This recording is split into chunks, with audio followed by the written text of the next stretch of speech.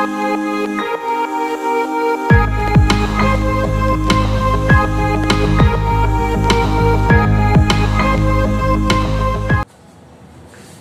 વિદ્યાર્થી મિત્રો, Saraswati group of education દ્વારા ચાલતા આ ઈ-લર્નિંગ પ્રોગ્રામમાં હું બ્રિજેશ સાકળેજા ફરી એકવાર આપ સૌનું હાર્દિક સ્વાગત કરું છું. આપણે ધોરણ 11 ની અંદર ફિઝિક્સ વિષયની અંદર ચેપ્ટર નંબર 8 નો અભ્યાસ કરતા હતા કે જેનું નામ છે ગુરુત્વાકર્ષણ. તો એમાં આપણે આગલા બે લેક્ચરમાં જોયું કે સૌથી પહેલા કોઈ એક ન્યૂટન જે છે વૈજ્ઞાનિક, એમણે એકે જ ગુરુત્વાકર્ષણની શોધ નથી કરી, પણ આ ઘણા વર્ષો પુરાના એક ડિબેટ હતી, એક સિદ્ધાંત શોધવાની એક કહી શકે કે ઉત્સુકતા હતી, અને ઘણા બધા વૈજ્ઞાનિકોનો ફાળો આપેલો છે કે જેમાં આપણે કેપ્લરના 3 નિયમ જોયા. બરોબર, પેલો છે કક્ષાનો નિયમ, એટલે કે બધા ગ્રહો એવી કક્ષાઓમાં ગતિ કરે છે કે જેના એક કેન્દ્ર ઉપર સૂર્ય હોય એવા દીર્ઘવૃત્તીય કક્ષામાં ગતિ કરશે. બીજું ક્ષેત્રફળનો નિયમ, એટલે કે સમય સાથે ક્ષેત્રફળમાં થતો ફેરફાર કેવો હશે? અચળ. અને ત્રીજું કે કોઈ પણ ગ્રહ હોય કે જે પોતાનો આવર્તકાળ પૂરો કરશે એ પોતાના આવર્તકાળનો વર્ગ એ તેના અર્ધદીર્ઘ અક્ષના ઘનના સમપ્રમાણમાં હશે, એટલે કે t² ચાલે છે a ક્યુબ. આપણે 3 વસ્તુ જોઈ, અને લાસ્ટ લેક્ચરમાં આપણે થોડુંક એવું જોયું કે કેમ ભાઈ ન્યૂટનભાઈ એવું કીધું કે વિશ્વનો દરેક પદાર્થ કલાકનું ગુરુત્વાકર્ષણ બળ તેમના દળના ગુણાકારના સમપ્રમાણમાં અને તેમની વચ્ચેના અંતરના વર્ગના વ્યસ્ત પ્રમાણમાં છે. એટલે આપણે સાબિતી જોઈ કે પ્રવેગ જોયો, પછી આપણે ગયા લેક્ચરમાં ચંદ્રનો પ્રવેગ ગોતતા પણ શીખા, ચંદ્રનો વેગ ગોતતા પણ શીખા, એનો આવર્તકાળ આપણે જોયો. તો આવી ઘણી બધી નવી બાબતો આપણે શીખા. ચાલો હવે આપણે જે સ્ટાર્ટ કરીએ ન્યૂટનના ગુરુત્વાકર્ષણનો સાર્વત્રિક નિયમ. ઓકે, તો આપણે પહેલા તો હેડિંગ મારી દઈએ,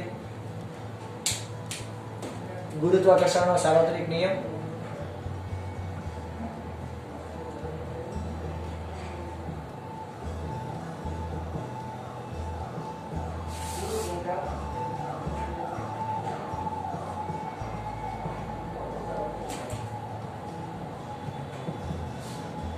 ઓકે, હવે આની અંદર આપણે તો શું જોઈશે છોકરાઓ?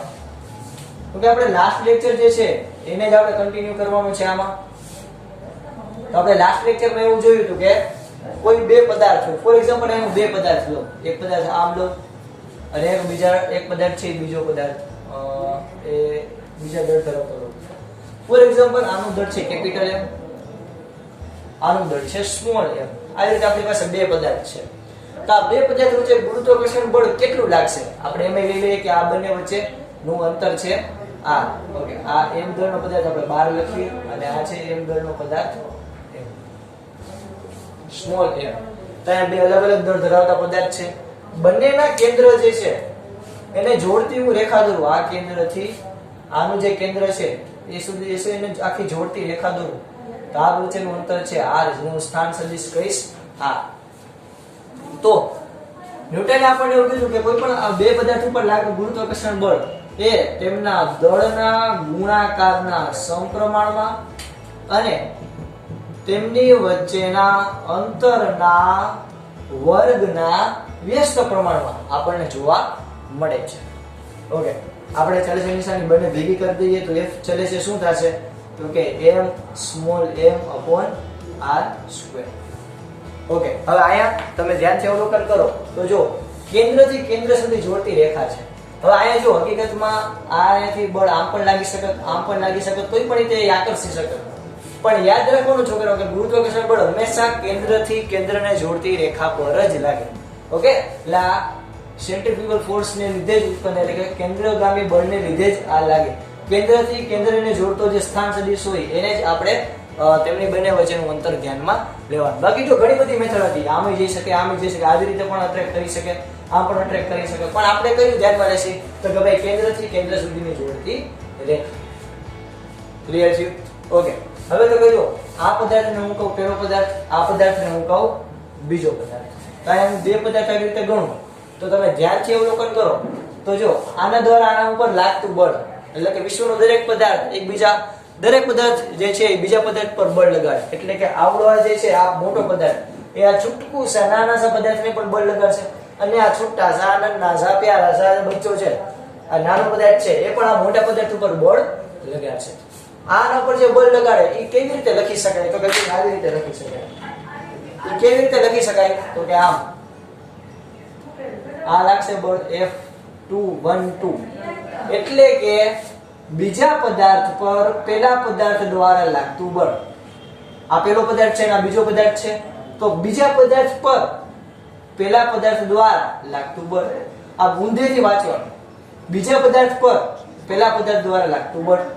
એવી રીતે અહીંયાથી હું સ્ટાર્ટ કરું તો અહીંયાથી આ ઊંધું, તો અહીંયા આવે F21 એટલે કે આ બીજા પદાર્થ દ્વારા પેલા પદાર્થ પર, જો આ બીજા ધ્યાનથી સમજજો છોકરા, વચ્ચે એકવાર આને કેમ વચાય તો કે બીજા પદાર્થ પર પેલા પદાર્થ દ્વારા લાગતું બળ. અહીંયા તો કે ભાઈ પેલા પદાર્થ પર બીજા પદાર્થ દ્વારા લાગતું બળ. ઓકે, આને કેમ લખાય તો કે ભાઈ પેલા પદાર્થ પર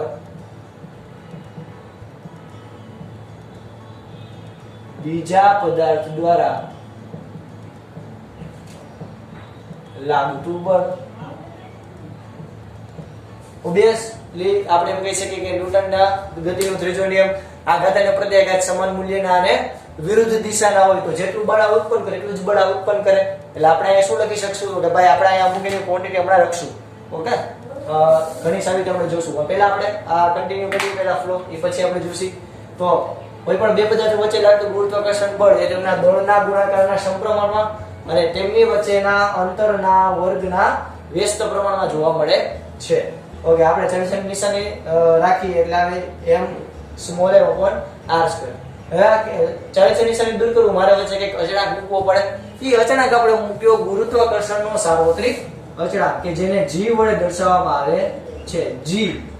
ओके, आजकल बिस्किट को भी पार्ले जी कहते हैं, ये तो फिर भी गुरुत्वाकर्षण वाला जी है. तो અહીંયા જ્યાં g એટલે શું તો કે ગુરુત્વાકર્ષણનો સાર્વત્રિક અચળાંક.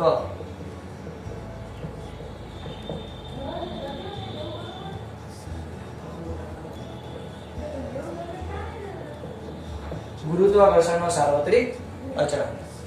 ઓકે, હવે બીજા છોકરા યાદ રાખજો, આ F બરાબર G m small m upon r square. આ છે આપડા બહુ અગત્યનું સૂત્ર. કોઈ પણ બે પદાર્થો વચ્ચે લાગતા ગુરુત્વાકર્ષણ બળનું સૂત્ર છે.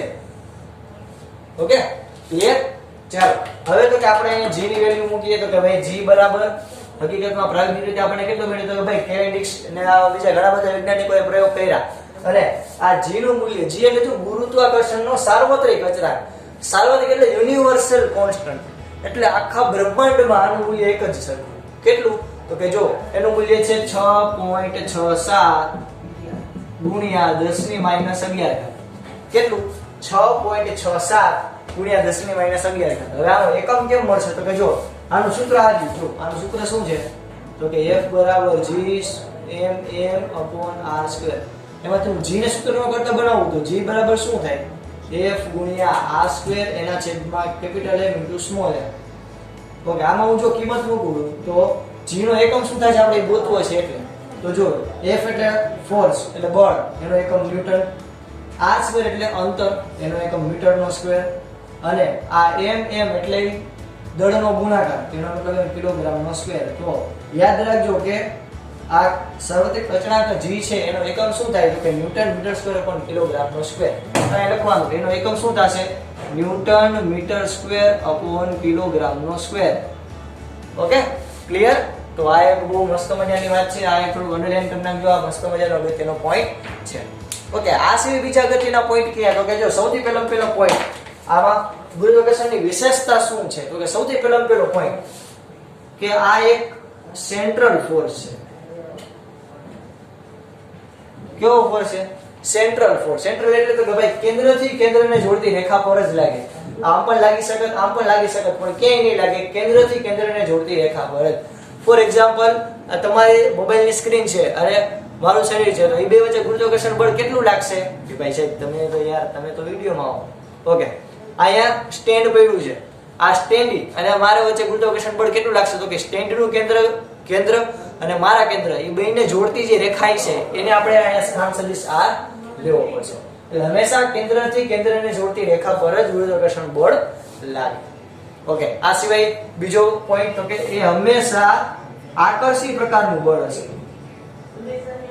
કેવું હશે? હંમેશા આકર્ષી પ્રકારનું બળ હશે. એટલે જો તમે વિદ્યુત ભાર હોય એટલે કે ઇલેક્ટ્રોન હોય તો તમે પોઝિટિવ અને પ્રોટોન હોય તો નેગેટિવ, તો પ્લસ માઇનસ થાય. ઓકે, ચુંબકમાં પણ આપણે જોયું તો આકર્ષી અને અપાકર્ષી એવું થાય કે કોઈ સમાન ધ્રુવ હોય એ બે વચ્ચે અપાકર્ષણ થાય અને બે અસમાન ધ્રુવ હોય N અને S તો એ બે વચ્ચે આકર્ષણ થાય. ચુંબકમાં એવું હોય. પણ ગુરુત્વાકર્ષણ બળ છે એ વિદ્યાર્થી મિત્રો યાદ રાખજો કે હંમેશા આકર્ષી પ્રકારનું બળ છે. એટલે હંમેશા એમાં અપાકર્ષણ ક્યારેય ઉદ્ભવતું નથી. હંમેશા એમાં શું ઉદ્ભવશે? આકર્ષણ જ. ઓકે, કોઈ પણ બે પદાર્થથી બે વચ્ચે કંઈક આકર્ષણ લાગે, કંઈક ગુરુત્વાકર્ષણ બળને લીધે, કંઈક ગુરુત્વાકર્ષણ બળને કારણે બંને કંઈક આકર્ષી પ્રકારનું બળ ધરાવે. આ એની બીજી લાક્ષણિકતા. ત્રીજું, તે કોઈ પણ માધ્યમ પર આધાર રાખતું નથી. ગુરુત્વાકર્ષણ બળ એ કોઈ પણ માધ્યમ પર આધારિત નથી. એટલે કે તમે માની લો કે આપણે બે વચ્ચે આપણે કદાચ પાણીના ટાંકાની અંદર પૂરાયેલા હોય તો પણ ગુરુત્વાકર્ષણ બળ એટલું જ લાગે. આપણે મધના ટાંકામાં પૂરાયેલા હોય તો પણ ગુરુત્વાકર્ષણ બળ એટલું જ લાગે. આપણે આજુબાજુ હવા આવેલી હોય તો પણ ગુરુત્વાકર્ષણ બળ એટલું જ લાગે. અને અવકાશમાં જાય તો ત્યાં પણ ગુરુત્વાકર્ષણ બળ એટલું જ લાગે. જો સૂર્ય અને પૃથ્વી બે વચ્ચે કોઈ પણ પ્રકારનું કાંઈ પણ માધ્યમ નથી, બંને વચ્ચે શૂન્ય અવકાશ છે, છતાં પણ બે વચ્ચે બળ લાગે છે ગુરુત્વાકર્ષણ, અને એટલું જ બળ લાગે કે જેટલું એ બે વચ્ચે માધ્યમ, કદાચ એ બે વચ્ચે પાણીની આખી ભેર હોય તો પણ એ બે વચ્ચે એટલું જ બળ લાગે. ઓકે, તો યાદ રાખજો કે ગુરુત્વાકર્ષણ બળ એ ક્યારેય માધ્યમ પર આધારિત નથી. જો આ બધા બહુ અગત્યના પોઈન્ટ છે, આના ઉપરથી આપણે હમણાં તમને MCQ અમુક સોલ્વ કરવા આપું, જે આ બધા આ પોઈન્ટ છે એમાં કામ આવશે. ઓકે, સૌથી પહેલા બે ન્યૂટને એવું કીધું કે ગુરુત્વાકર્ષણ બળ તેમના દળના ગુણાકારના સમપ્રમાણમાં અને અંતરના વર્ગના વ્યસ્ત પ્રમાણમાં. તો આપણે આવી રીતે લખીએ તો વચ્ચેનો અચળાંક દૂર કરીએ તો આપણે નવું કંઈક અચળાંક મેળવ્યું G, જેને આપણે કીધું ગુરુત્વાકર્ષણનો સાર્વત્રિક અચળાંક. એનું મૂલ્ય છે 6.67 × 10⁻11 ન્યૂટન મીટર સ્ક્વેર ઉપર કિલોગ્રામનો સ્ક્વેર. આ એકમ કઈ રીતે આવ્યો તો કે ભાઈ આપણે એની પણ સાબિતી અહીં જોઈ. ઓકે, આપણે લખી નાખીએ કે G ની તારવણી, G ના એકમની સાબિતી.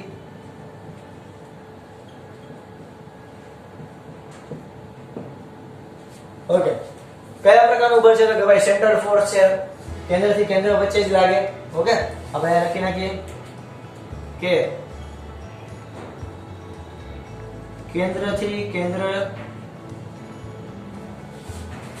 વચ્ચે લાગે. કેન્દ્રથી કેન્દ્રને જોડતા સ્થાન સદિશો એને એ બે વચ્ચેનું અંતર ગણવામાં આવે. આકર્ષી પ્રકારનું બળ હંમેશા બળ છે, માધ્યમ પર આધારિત નથી. ચોથું એનો ગુણધર્મ તો કે ભાઈ F12 = -F21, એટલે કે આઘાત અને પ્રત્યાઘાત બંને સરખા મૂલ્યના અને બંને વિરુદ્ધ દિશાના હોય. તો આપણને ખબર છે કે આઘાત આમ હોય તો પ્રત્યાઘાત વિરુદ્ધ દિશામાં હોય, તો બંને સરખા મૂલ્યના અને વિરુદ્ધ દિશાના જોવા મળશે. ઓકે, તો આ છે ચોથો પોઈન્ટ. પાંચમો પોઈન્ટ તો કે તે હંમેશા સૂક્ષ્મ પદાર્થો અથવા તો બિંદુવત પદાર્થો માટે જ ગણવામાં આવે છે.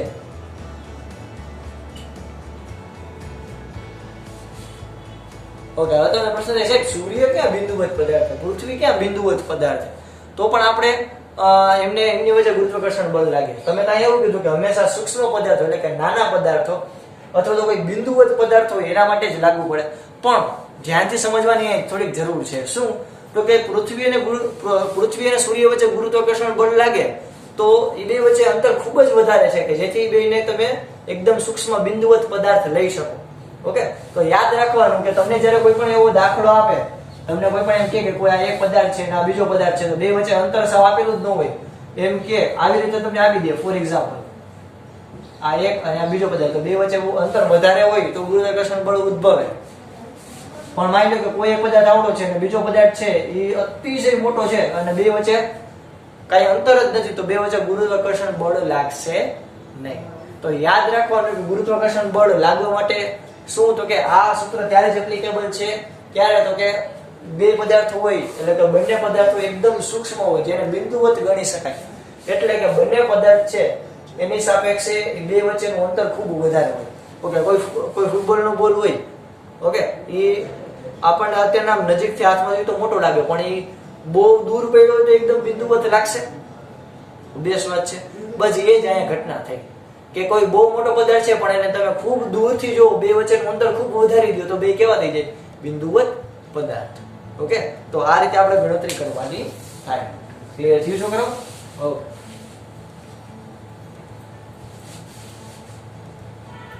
તો આપણે એક પોઈન્ટ લીધો અને છઠ્ઠો કે ખૂબ જ ઝડપથી, છઠ્ઠો પોઈન્ટ આપણે અહીં લખી નાખીએ,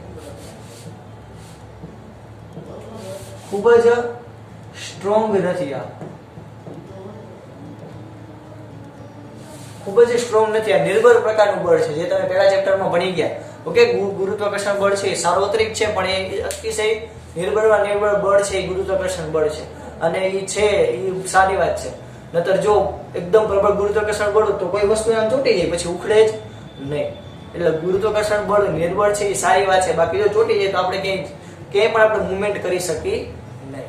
તો યાદ રાખજો કે ગુરુત્વાકર્ષણ બળ છે એ એકદમ સ્ટ્રોંગ નથી, નિર્બળમાં નિર્બળ પ્રકારનું બળ છે. ક્લિયર થયું? ડન ના ડન. ચાલો મસ્ત મજાનું એક્ઝામ્પલ કરીએ. ઓકે, હું તમને એક્ઝામ્પલ આપું છું. અહીંયા 3 કિલોનો એક પદાર્થ છે અને અહીંયા કહી શકાય કે 50 કિલોનો એક પદાર્થ છે. આ બંને વચ્ચે નું અંતર છે, કેન્દ્રથી કેન્દ્ર સુધીનું અંતર આ બંને વચ્ચે છે 5 મીટર. તો બે વચ્ચે ગુરુત્વાકર્ષણ બળ F કેટલું થશે? મેળવવું જોઈએ ફટાફટ. બે વચ્ચે ગુરુત્વાકર્ષણ બળ કેટલું થાય? Simple, G m r square.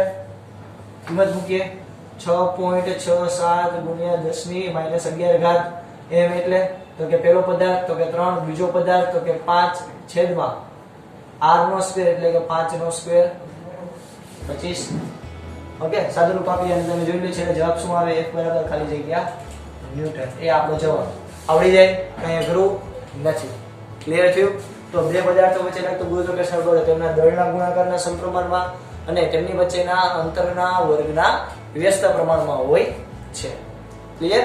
Okay, આ મસ્ત મજાનું બોર્ડ છે. આપણે આ સિવાય આપણે કેટલા પોઈન્ટ જોયા? તો કે ભાઈ કેન્દ્રથી કેન્દ્ર વચ્ચે આ બળ લાગશે, હંમેશા આકર્ષી પ્રકારનું હશે, માધ્યમ પર આધારિત નથી અને F12 = F -F21 એટલે કે જેટલો આઘાત એટલો જ પ્રત્યાઘાત અને હંમેશા સૂક્ષ્મ પદાર્થો બિંદુવત પદાર્થો માટે જ આ લાગુ પડશે. અને છઠ્ઠું, જે ખૂબ સ્ટ્રોંગ પ્રકારનું બળ નથી એટલે કે એકદમ નિર્બળ પ્રકારનું બળ છે. ક્લિયર? ઓકે, બધા ફટાફટ તમારી બુકની અંદર પહેલા આટલું લખી લો.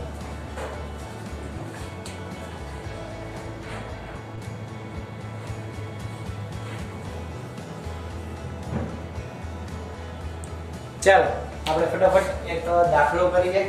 તો અહીંયા આપણને દાખલાની અંદર આપેલું છે કે બે એક આદર્શ ગોળાઓ લીધેલા છે કે જેમના દળ છે સ્મોલ m છે અને બંનેની ત્રિજ્યા છે સ્મોલ r છે.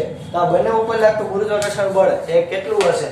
તો કે 1/r² પ્રમાણે છે, 1/r ની 4 ઘાત છે, r સ્ક્વેર છે, એક r ની 4 ઘાત છે. તો આપણે આ કહેવાનું છે. ફટાફટ ગણો જોઈએ. ચાલો કેટલું આવે છે વિચારો. વિડિયો ઉપર રાખીને ફટાફટ જુઓ કેટલો આન્સર આવે. ડાયરેક્ટ ખબર પડી ગઈ. Okay, yes, very good. Almost તમે બધાએ કરેલું છે. આન્સર A, પણ answer A is not a right answer. તમે કહો સાહેબ હમણાં તો તમે કીધું હતું કે કોઈ બે પદાર્થો વચ્ચે લાગતું ગુરુત્વાકર્ષણ બળ, કોઈ પણ બે પદાર્થ પર લાગતું ગુરુત્વાકર્ષણ બળ તેમના અંતરના વર્ગના વ્યસ્ત પ્રમાણમાં હોય. ના, જોઈએ આપણે તો કહી દો. સૌથી પહેલા તમને ખબર હોય છે ઘનતા બરાબર દળના છેદમાં કદ. આન્સર ઘનતા એટલે કે ρ બરાબર દળના છેદમાં કદ. આના ઉપરથી દળ m બરાબર આપણે શું લખી શકીએ? તો કે ઘનતા એટલે કે ρ એને ગુણ્યા કદ v. આમ લખી શકાય, કંઈ ખોટું નથી. ઓકે, હવે તો કે જો આ ગોળો છે તો ગોળાનું ઘનતા અને એનું કદ તો કે 4/3 પાઈ r³ * ρ. આ એનું એક દળ થયું. ઓકે, તો અહીંયા આપણને દળનું સૂત્ર શું મળ્યું? આપણને દળનું સૂત્ર મળ્યું કે 4/3 પાઈ r³ * ρ.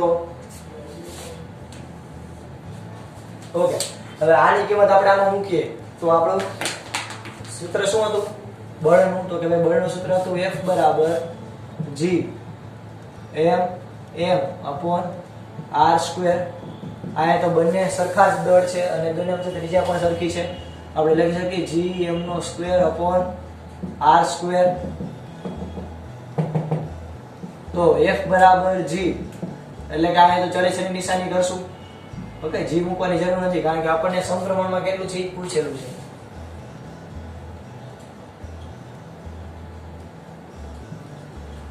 ઓકે, g ચલે છે m નો સ્ક્વેર. m નો સ્ક્વેર એટલે આવડું આ લખો તો કે ભાઈ 4/3 બાય r નો ક્યુબ ઇન્ટુ રો આખાનો સ્ક્વેર એના છેદમાં r નો સ્ક્વેર. ચાલો હજી સાદું રૂપ આપીએ.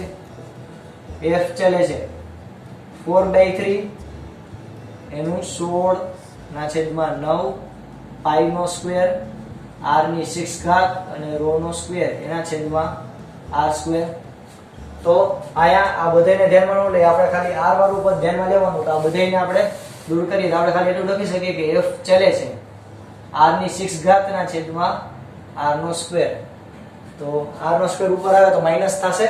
તો શું વધ્યું તો કે ભાઈ વધ્યું f બરાબર f ચલે છે r ની 6 - 2 એટલે કે f ચલે છે r ની 4 ઘાત. તો આ આપણો જવાબ થાય. ઓકે, તો થોડુંક આવું ટ્વિસ્ટ કરીને પૂછે તો આપણને આવડવું જોઈએ. આમાં કઈ નવું નથી. આપણે દળ બરાબર ઘનતા અને ગુણ્યા કદ ને ધ્યાનમાં લઈ અને આખો પૂરેપૂરો દાખલો કરેલો અને આપણે આન્સર મેળવેલો. તો ડાયરેક્ટ એવું નહીં વિચારવાનું કે ભાઈ ગુરુત્વાકર્ષણ બળ હોય 1/r² ના સમપ્રમાણમાં હોય. થોડીક આવી ગણતરી કરવાની. ક્લિયર છોકરાઓ? ચાલો ફટાફટ લખી લે. બરોબર, લખી લે.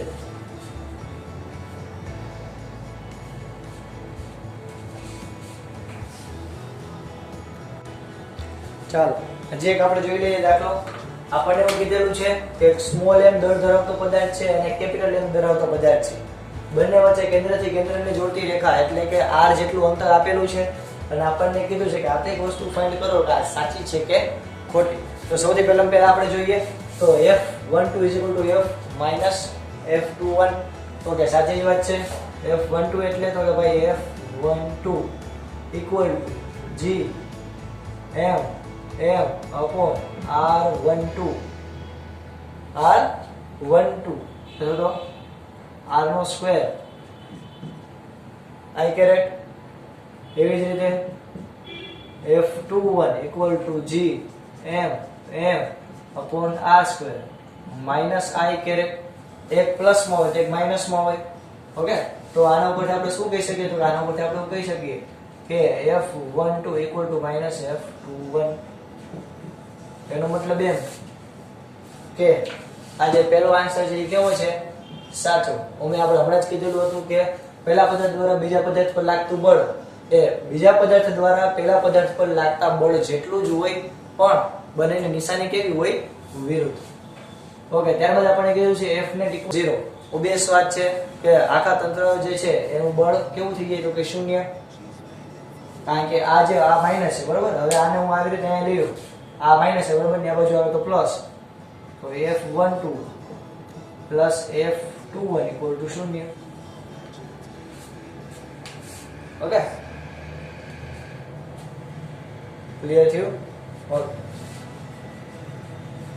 આવું આવેલો એટલે તમે જોજો. ઓકે, સિમ્પલ વાત છે. જો કે બીજું શું કહે છે કે f net equal to 0. f net equal to 0 એટલે તો કે ભાઈ તંત્ર હોય, તંત્ર ઉપર કુલ લાગતું બળ કેવું હોય? 0. ઓકે, આના ઉપરથી આપણે કહી શકાય f net equal to 0. છેલ્લે તો બંને કેવા હશે? સ્થિર જ રહેશે. અત્યારના જો પૃથ્વી આપણા ઉપર ગુરુત્વાકર્ષણ બળ લગાડે છે પણ આપણને એની અસર દેખાતી નથી કારણ કે આપણે પણ સામે એટલું લગાડીએ છીએ. હા, હવે તો કે એના પછીનું તો કે a12 equal to minus a21 જોઈએ આપણે. તો કે જો એના માટે પહેલા તો આ પેલા કહીએ છું f net. તો કે f net બરાબર શું થાય?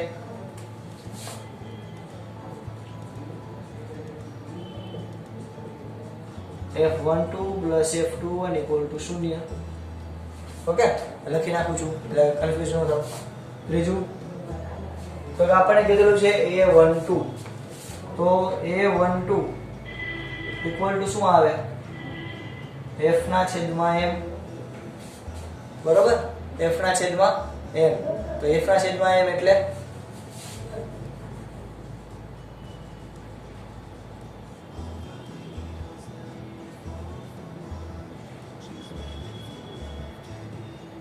આ કેપિટલ M આવ્યું upon r સ્ક્વેર અને એ 2 1 લો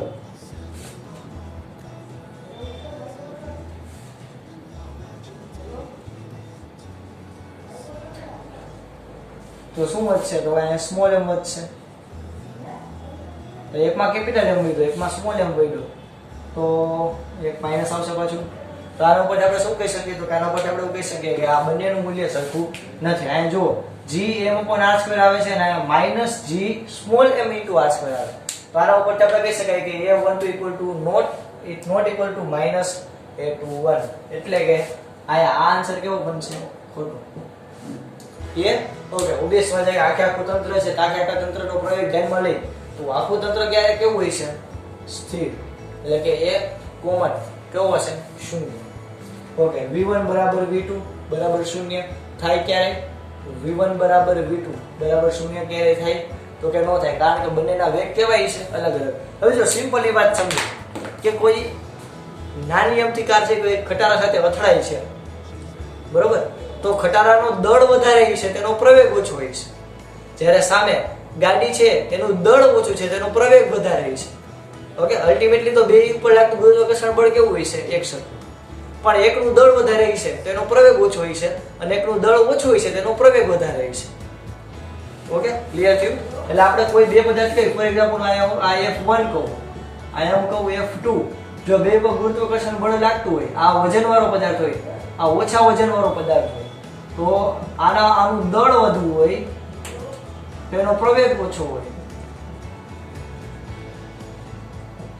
જ્યારે આનું દળ ઓછું હોય તેના ઉપર પ્રવેગ વધારે હોય અલ્ટિમેટલી બંને કેવા થઈ જાય સંતુલિત સરખા ઓકે તો એના ઉપર આપણે કહી શકાય કે તો જો બંનેના પ્રવેગ સરખા ન હોય તો બંનેના વેગ પણ સરખા થાય નહીં એટલે આપણે કેવું આવશે 0 ઓકે ઓબવિયસ વાત છે તો v કોમન ક્યારે 0 થાય નહીં કારણ કે અંતરમાં વેગ હોય એ બંનેના અલગ અલગ હોય પણ v common equal to constant તો કે હા થઈ શકે કારણ કે v કોમન ક્યારે v કોમન કેટલો હોય કોન્સ્ટન્ટ હોય કેટલો હોય કોન્સ્ટન્ટ એટલે કે એ અચળ હોય એમાં જે વેગમાં થતો ફેરફાર એટલે તો પ્રવેગ તો વેગમાં થતો ફેરફાર કેવો હોય ક્લિયર થયું ઓકે સ્થાનમાં થતો ફેરફાર કેવો હોય છે અચળ તો તમને વેગ મળશે અને વેગ ઉપરથી પ્રવેગ મળશે તો અલ્ટિમેટલી યાદ રાખવાનું કે કોઈ પણ આવો બે પદાર્થ વચ્ચે ગુરુત્વાકર્ષણ બળ લાગ્યું એના માટે આટલા મુદ્દાઓ એપ્લિકેબલ છે ઓકે આ તમને એમસીક્યુ ના રૂપમાં પૂછી શકે એક એક માર્કના ક્વેશ્ચનમાં પૂછે આપણને આવડવું જોઈએ ઓકે ફટાફટ આટલું મસ્ત મજાના રંગબેરંગી પેનથી લખી લેજો